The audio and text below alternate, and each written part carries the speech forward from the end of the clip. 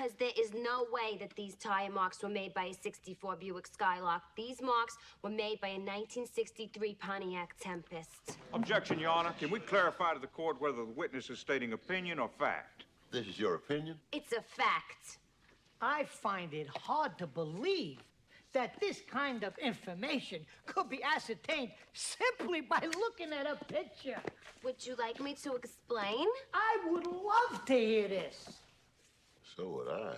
The car that made these two equal-length tire marks had positive traction. You can't make those marks without positive traction, which was not available on the 64 Buick Skylark. And why not?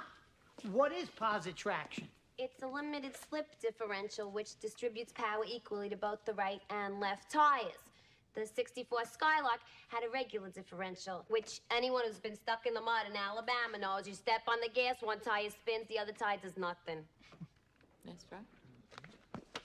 Is that it? No, there's more. You see, when the left tire mark goes up on the curb and the right tire mark stays flat and even, well, the 64 Skylark had a solid rear axle. So when the left tire would go up on the curb, the right tire would tilt out and ride along its edge. But that didn't happen here. The tire mark stayed flat and even. This car had an independent rear suspension. Now, in the 60s, there were only two other cars made in America that had positive traction and independent rear suspension and enough power to make these marks. One was the Corvette, which could never be confused with the Buick Skylark. The other had the same body length, height, width, weight, wheelbase, and wheel track as the 64 Skylark, and that was the 1963 Pontiac Tempest. And because both cars were made by GM, were both cars available in metallic mint green paint? They were.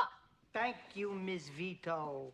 No more questions. Thank you very, very much. You've been a lovely, lovely witness.